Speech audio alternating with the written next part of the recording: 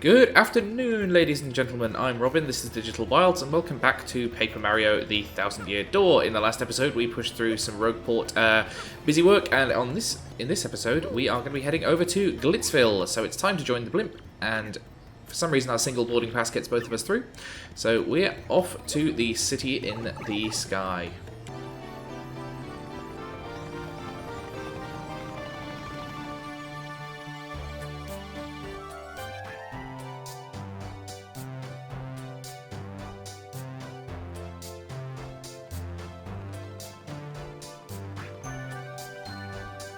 You can see why this blimp's exclusive if it only transports one passenger at a time.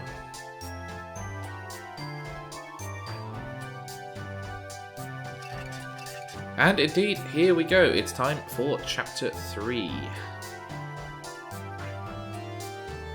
of Glitz and Glory. Yes, indeed. It's time for Mario to make his mark on the professional sports scene. And as we see it hove into view, it's time to learn what Glitzville is about.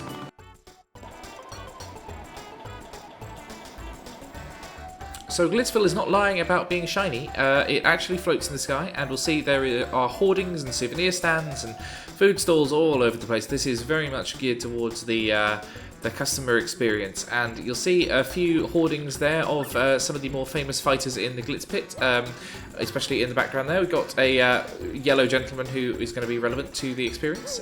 So, first things first, let's sort out some stuff that is going to happen that is going to be relevant later. We'll butt slam this switch.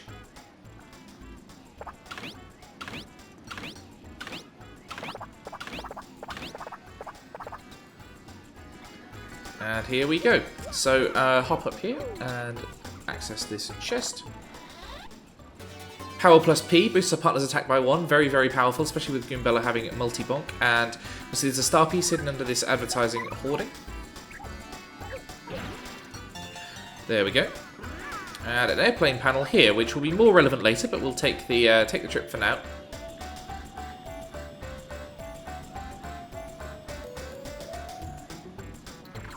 And we can end up on top of the hot dog stall. Not relevant for the moment, but we'll see how that comes in useful down the line. And you'll note that the hot dog stall is run by a pig, which is rather horrifying considering the implications there. So behind this phone booth here, we've got another star piece. And if we call this phone, we hear from Krupp, the mayor of Petalburg. And this changes every time you answer it. So we'll get the talking clock. It doesn't know the time. And we've got someone who can't hear us, which I think is understandable given that Mario is a mute. There is also, I believe, a butt slam panel here. Yep, there we go. Oh, we get Koops to not stand on it. There we go. And that's the third star piece. So we got off to a good start already. Let's go and say hi to the Bob-omb family. This is Sylvia, so named because of her colour. And this is Gold Bob, who is very, very wealthy for some reason we're never quite exposed to. And this is Bub. He comes in later. And for now we can indeed pose as a hot dog, or get Koops to do so. So, without further ado, let's head inside and see what we're dealing with. Oh, first though, we'll grab that star piece.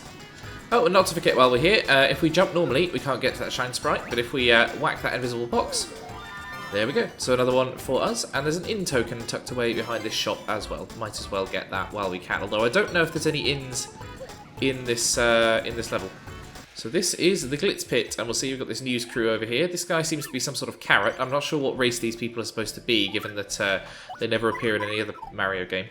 But his Lakitu pal over there is the cameraman, and apparently he's a bit of a rookie, although he seems to be, you know, handling it perfectly fine. So if we head through this door here and into the Glitz Pit, we'll see what we're dealing with.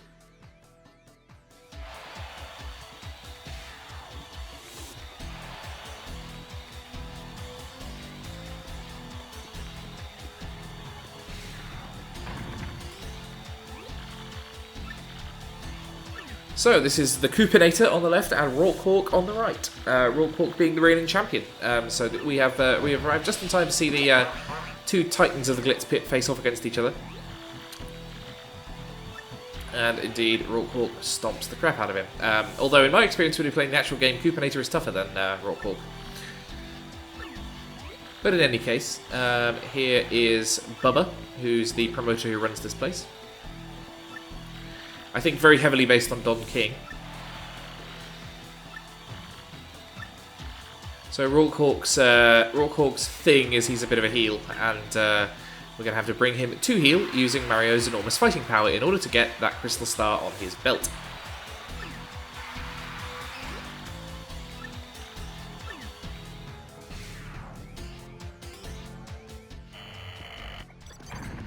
So we can't do much more just from the audience. So let's steal that thing, Goomba. We're not the good guys. We are a neutral moral force. Our only job is to get the crystal stars and get the princess back. So our job is to get registered and become a fighter in the league. And hopefully, once we beat Rorqual, we'll be able to get his belt off him. I seem to be the only human in the league, so we'll go meet Grubba and see what his deal is. Those of you who've played the original Paper Mario might have an inkling about what Grubba's deal is, but we'll come to that when we come to it. I'm not sure if these guards are meant to be like whack-a-bumps or something. Again, they're a race that don't really come up anywhere else in the series. If you read the interview with some of the Nintendo guys who worked on the Origami King recently, you'll know that they've been stopped from creating new kinds of characters for this. These games, which I think is a great shame. It does sort of limit the creativity they can go through. I'm not sure which is Grubba's room. Is it this one? That's the champ's room. Okay, this is Grubba's room. So in we go. Let's go meet the boss.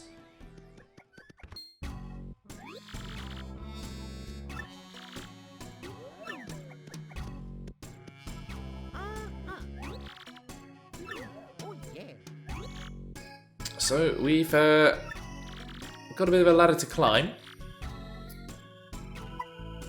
I don't want to live the glorious life of a champ. But apparently he's going to ignore that.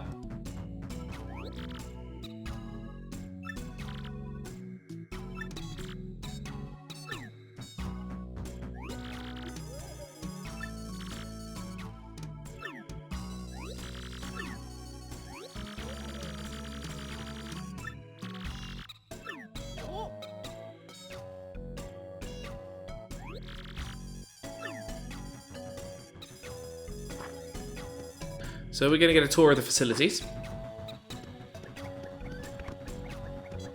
This room has some quite nice effects with the camera tilting as you round corners and so on. So this is the champ's room with the gaudy golden Game Boy Advance on the walls and plenty of gifts.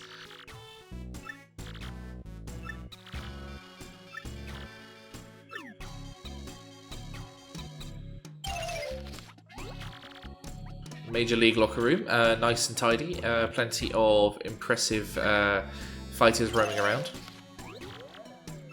But unfortunately we don't start there, we start in the minor league locker room.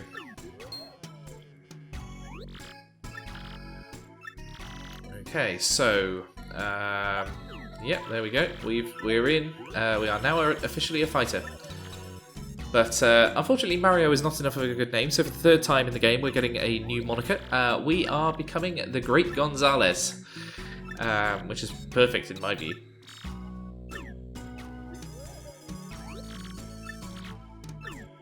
So Jolene is coming to take our Mario.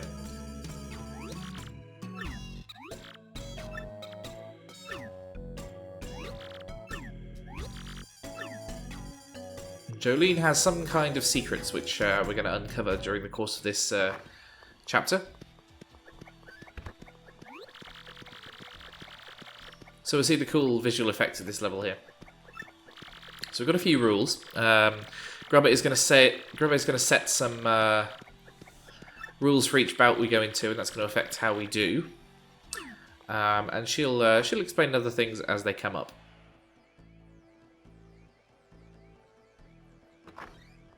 This is more like it. This is the kind of place I used to have before PE lessons at school. So our only way out is to fight our way up, which makes sense, and use that computer on the wall to book some fights. So, don't have much of a choice for now. Let's head straight in and see what we are faced with. First battle's against the Goomba Bros, and we have to make at least one appeal to the crowd, which is easy enough to do. And if we beat a higher ranked opponent, we will head up the league.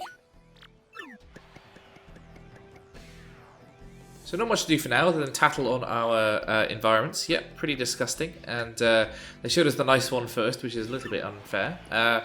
This guy is King K. He's a yellow Koopa, and he's a nice guy. He's going to be a friend of ours. Yep, take care of yourself, dog. Unfortunately, security's here, so we'll check out the rest of them another time. So let's go take on the Goomba Bros. This shouldn't be too hard. We've done plenty of these in the past.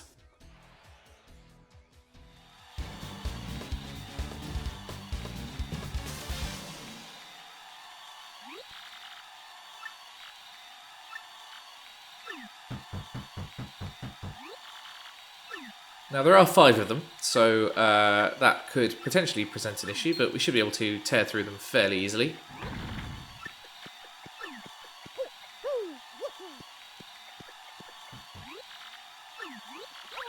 Uh-oh. So they are a bunch of cheats and have come after us, but fortunately I can just block on the first attack. Now that does give us an opportunity to show them what for. So first things first, I'm just going to do the appeal we have to do compulsorily for this battle. So that rule's passed. Now we can advance up the ranks. I'll switch over to Koops and make very short work of them with the Power Shell.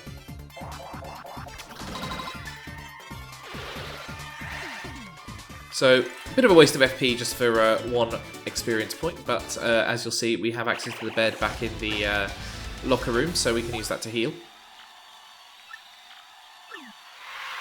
So with that, our first battle of the Glitz Pit is done, and we're going to work our way up the ranks.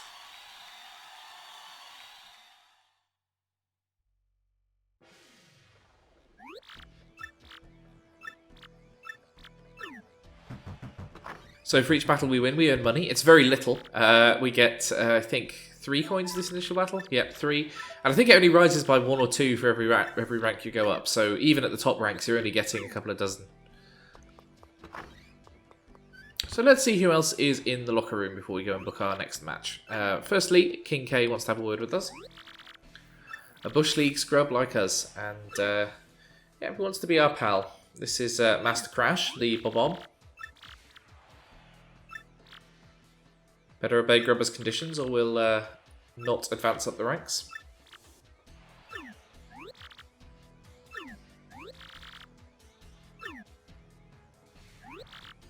This here is Bandy Andy the Bandit.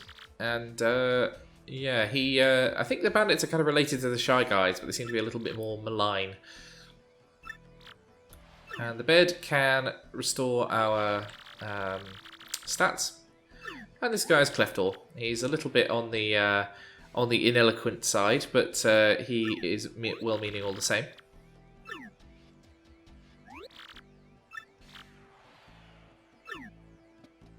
So eventually we're going to fight all these guys, but for now we don't have much to do with A, this block, or B, any of the other fighters, so we'll just head in and see what our second match is. Okay, the KP Koopas, so we apparently are up against King K fairly swiftly.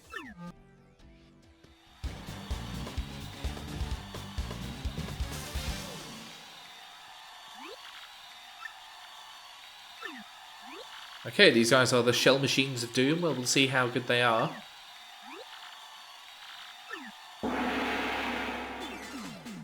So what's the rules for this engagement? Don't use any special moves. Okay, that seems perfectly fine to me. I assume that means star moves, which we weren't probably going to use anyway. But this does at least give us an opportunity to tattle on some of these enemies. So we'll get the Paratrooper first, because we're going to knock his wings off. KP Paratrooper, just a different coloured Paratrooper. Same as we found in Hooktail's Castle, so nice and easy to take down. And we're going to start that process with a jump. You'll note that since we've got the super boots, we can now penetrate these guys' defences in a way we couldn't before. Gotten better at guarding against them, though. Just tattle against KP Koopas, and then we'll start stomping them into the ground. And again, they're pretty much the same as a Koopa Trooper, so Not much to do here, but take this guy out.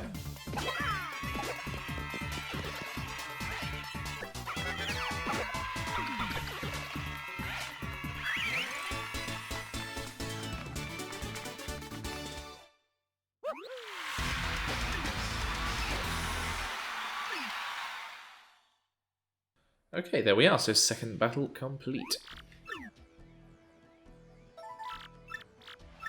I'd like to think it could swing the other way next time, King K, but I don't think there will be a next time, because I'm going to keep climbing the ranks and leaving you behind. So next up, we're against the Pokey Triplets, and we can't use our hammer, which is a little bit unfortunate considering they're Pokies, but we've got Koops who can attack ground-based enemies, so that shouldn't be too difficult, and if nothing else, we can always use our star moves. So let's make this quick. Firstly, we've got to tackle these guys, so we'll get Goomba out for them. As the name implies, they are pokey and will not appreciate bodily contact from above or from the side, but that's something we can get around. So only 4 HP and they don't have any defense points, so they're relatively weak. Might as well make life easy for ourselves with an Earth Tremor.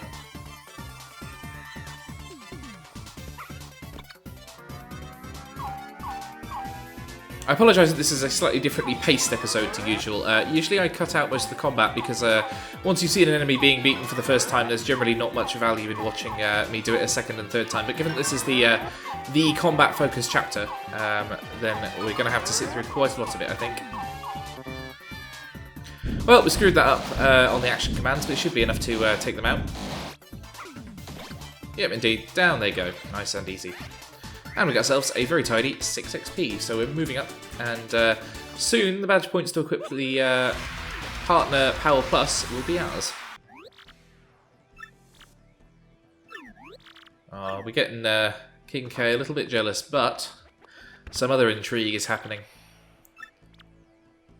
Clearly Bandy Andy is trying to sneak into some forbidden place, which ultimately is going to be our goal.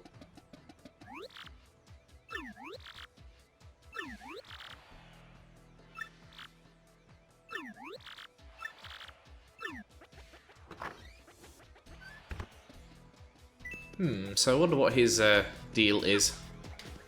Our deal is opening all these lockers, in case there's something inside. We can hop inside and they'll close behind us. There's never any reason to do this, but it's an entertaining bit of interactivity. Anywho, nothing further for us to do other than have a quick rest to restore our FP, and then we'll head back into the fray.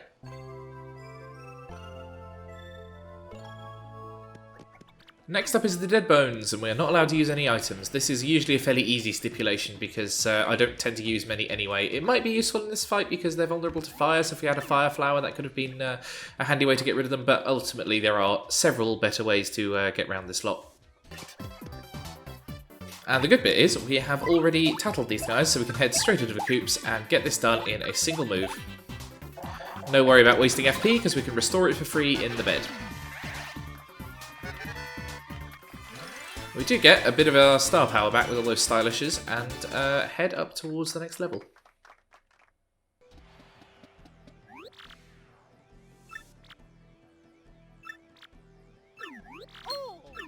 Oh dear, there's some kind of injury has occurred.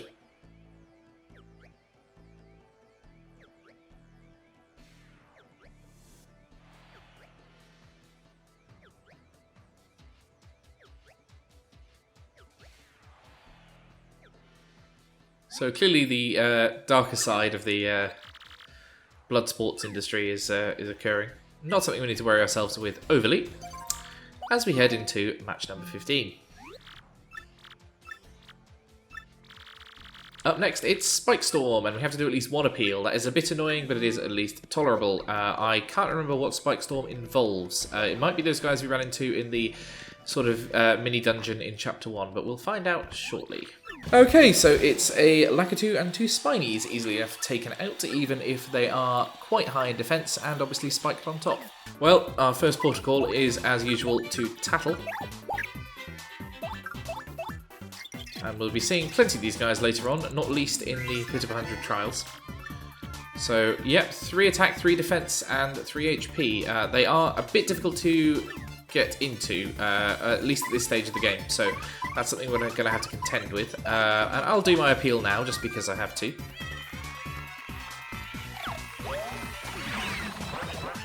Now, the best way to do damage against these guys at this stage is to super guard against them, which I have done once successfully and once unsuccessfully. Now, annoyingly, the Lakitu pulling that spiny out means we can't jump on him, so we'll have to find another way around him.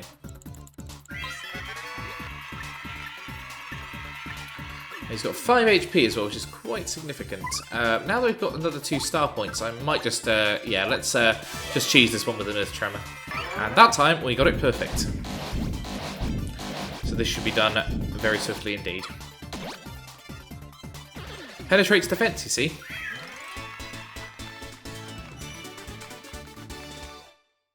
Crazy new egg from the hot dog stand. Interesting. Well, let's go check that out. And if we head out into the lobby, we hear the screaming of fans. And yeah, we're using our crowd mechanics again. So Raw Cork's here, and he's getting mobbed, obviously. However, we can firstly get a bit of overconfidence from Goombella, but what we can also do is start removing the crowd from him. And now, obviously, this sort of gravitational pull pulling them in towards him, but there are a finite number. And we see we can speed this process up using our friend Flurry. So let's get started.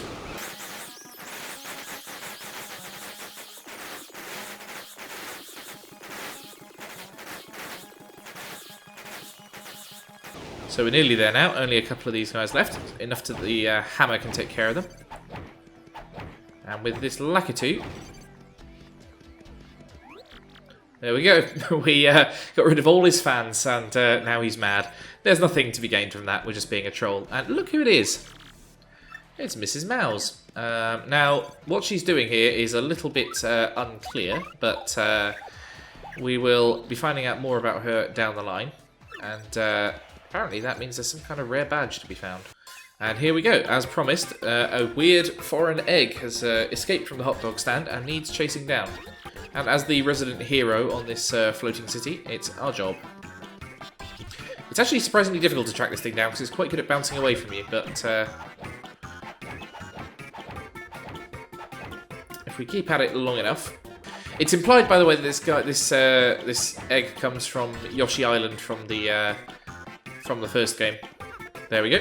So we managed to touch the egg, which means it goes and hides on top of the hot dog stand. Well, that's easy enough because we already figured out a way to get up there. So easy enough, just hop up here. And let's head over.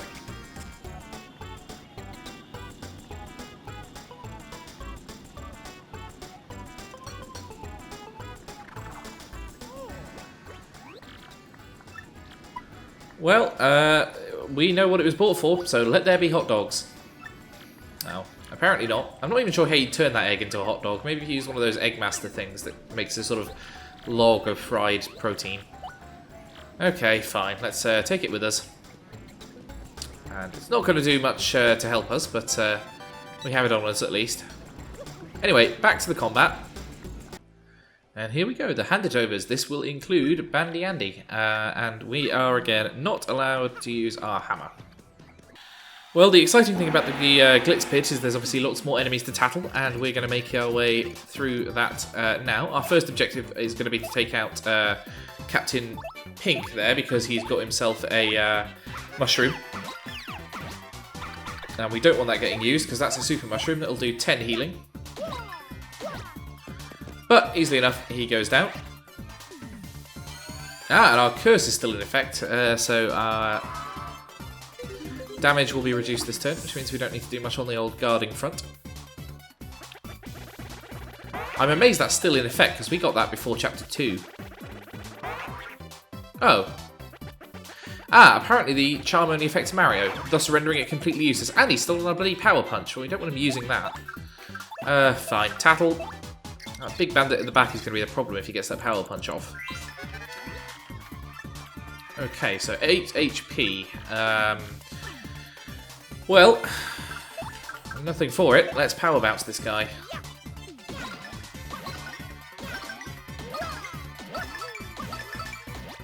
And nice, managed an 8. thus taking him out in a single go. Unfortunately, that guy's run off, although it does mean he's out of the combat now, at least. And a successful super guard against that guy as well. So doing very well here.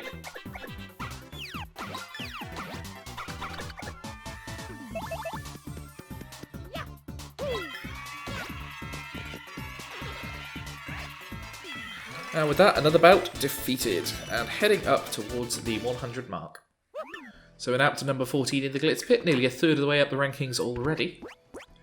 And the egg is very pleased to see us, as is King K.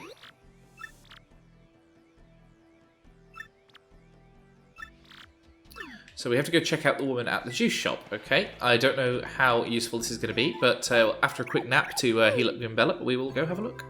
No cheering crowds for Raw Cork this time. We've successfully scared him off. And the juice shop, I believe, is on the right-hand side of town. Run by a Bean fella with the pub in Rogueport. Aha. So she's after Prince Mush, who was the first Glitz Pit champion who mysteriously disappeared. Now, what does she... what do we know about her? Just likes to hang out in the corner alone. Interesting.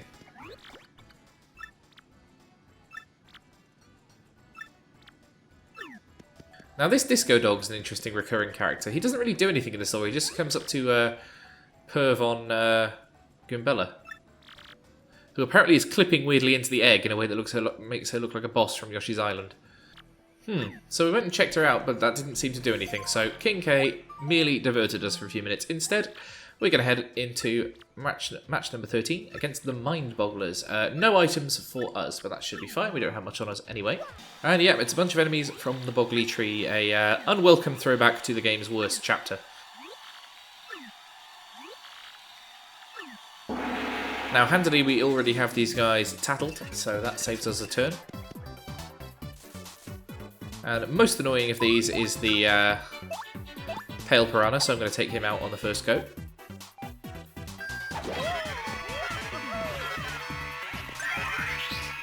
Give him a bit of razzle-dazzle for the crowd. And head bonk this Dark Puff out of the way as well.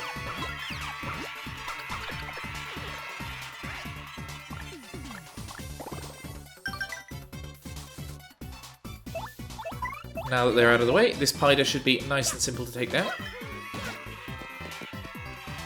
Can't quite do it in one attack, but between the two of us.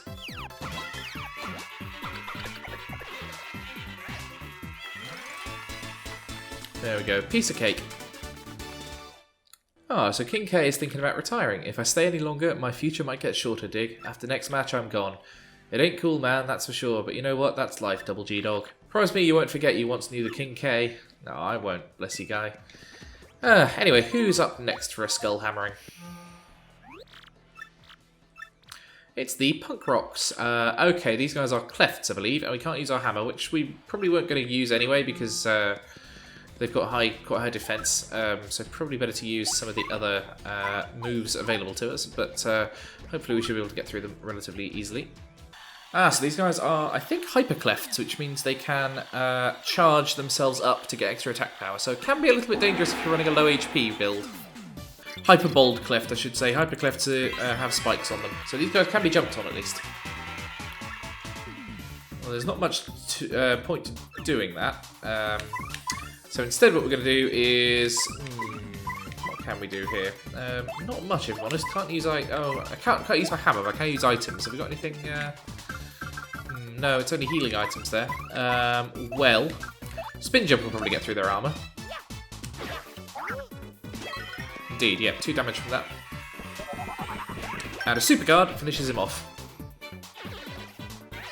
Not the most efficient way to take them down, but while I don't have the star power to do another star attack, it's the way we're going to have to do it. Koops' attack should be able to get through their armour if they've only got 2 defense. There we go. And then use my last 2 FP for Spin Jump on that guy.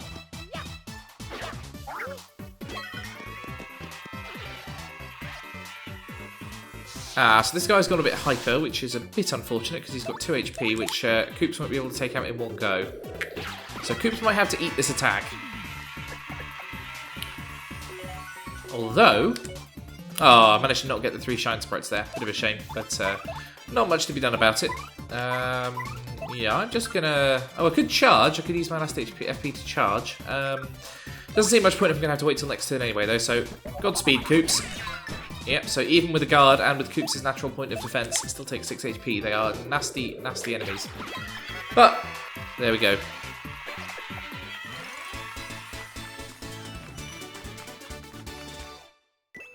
And with that, no more King K. He's gone from the Glitz Pit and gone from our lives. Now,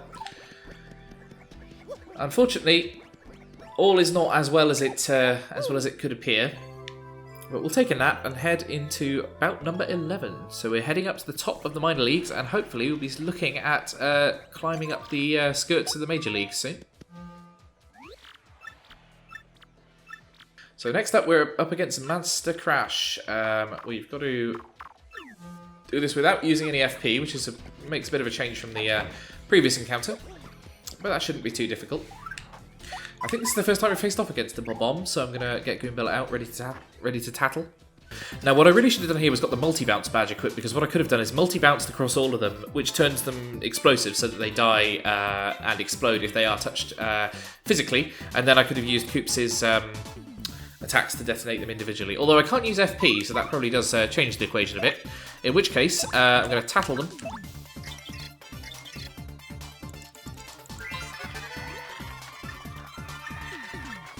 Now, they've got a point of defense and 4 HP, so they are quite difficult to take out in one round, so it might be worth just using an Earth Tremor on them, especially because that Ice Storm could cause us some difficulties if Mario gets frozen. There we go, a perfect execution in both senses as we take these guys out without a fight.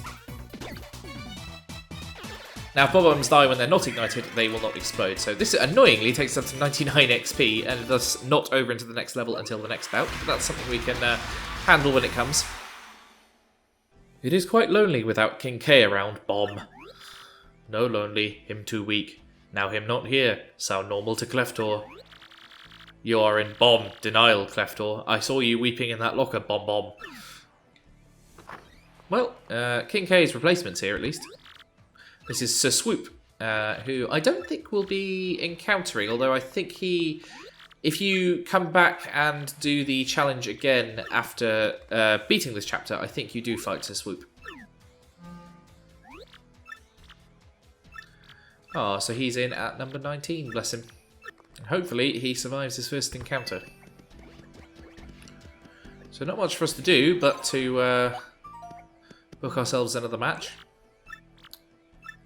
And we're up against the bottom of the major leagues. It's the Armoured Harriers, and we are going to make ourselves an impact. And no jumping for us, so hammers only. And we'll see how well we do. So my adoring fans cheering us on, we'll head into battle against these hulking grey iron clefts. Red and green coded, naturally, as brothers. So... we'll take these guys on, but we will soon find that they are bloody cheats. But no harm in giving them a quick tattle anyway, while we're here.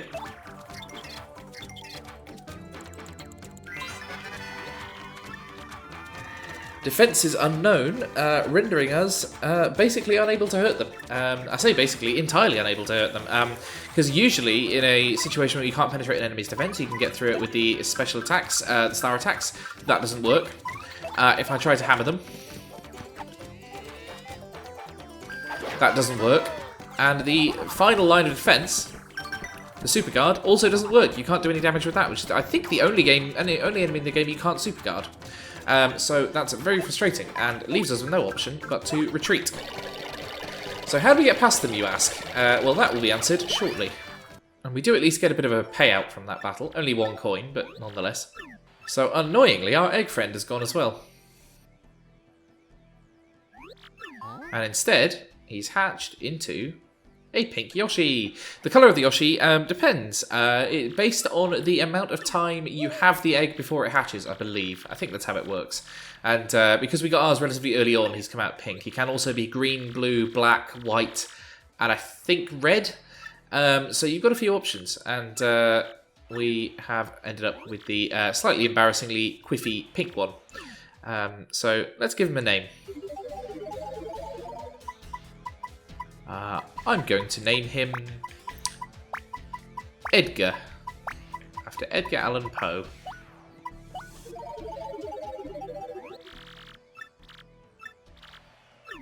Okay, and with Edgar in hand, we have ourselves a new partner, and our first task is to learn a bit about him. Now, he's useful because he allows us to zoom around the overworld nice and quickly, in a way that we previously didn't have the ability to do. Incidentally, I think he's why they took the spin dash out of this game, which was in Paper Mario 1. Now, of course, he can also let us float across gaps, which is incredibly useful in various puzzles that we will be encountering from now on. What he allows us to do, most importantly, is take him into battle, and with him in tow, we'll head up against the Iron Harriers. So round 2 begins, and we're not allowed to jump, but that's not a problem, because that's the way we can inflict damage. What we can do is send Edgar into battle, and his gulp attack is very, very useful. Because, while we can't penetrate their armour, they can penetrate their armour. And that puts them on a nice cruising for a bruising. Unfortunately, you've got to make sure Edgar doesn't die. That would be a problem. So a successful super guard there, and that lets us use another 4 FP on our gulp. And with that, down the Armoured Harriers go nice and swiftly. Plus, we get an increase in our XP from having successfully got our charm in order. So that means we, instead of 10, managed to get 20 XP, which is very nice. Not that we needed any more than 1 to get over to the next level, but it helps us in making some progress.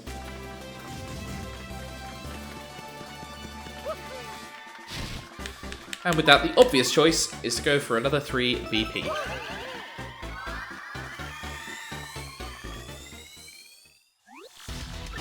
Crucially, we've now fought our way up into the major leagues.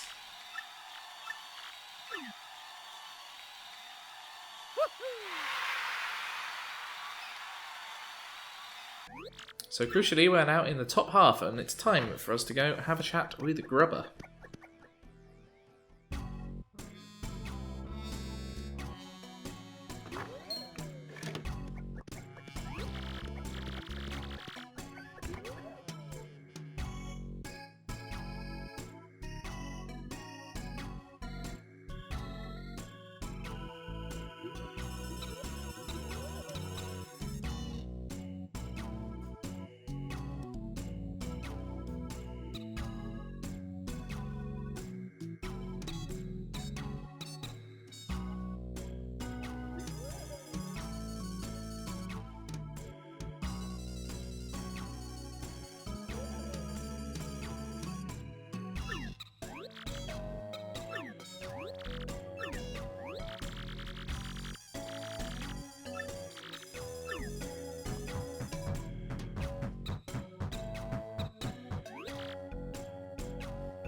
So congratulations for getting him into the major leagues so quickly.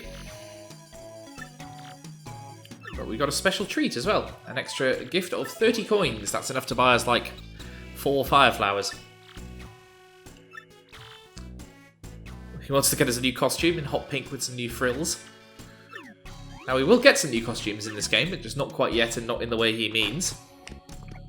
And here we are, our first sight as a fighter of the Major League locker room, and this place is a lot nicer, although not really much of an advantage in terms of what it actually provides as facilities. We still have a bed that doesn't restore star power, but does restore our HP and FP. So these guys are a little bit colder and more distant.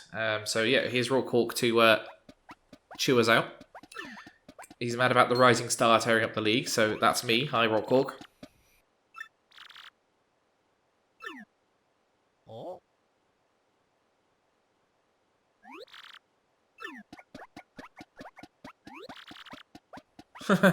So Edgar has no fear, and yeah, it's a fake. Although I'm not sure how he'd know what a real crystal star is, because he was only born about 5 minutes ago.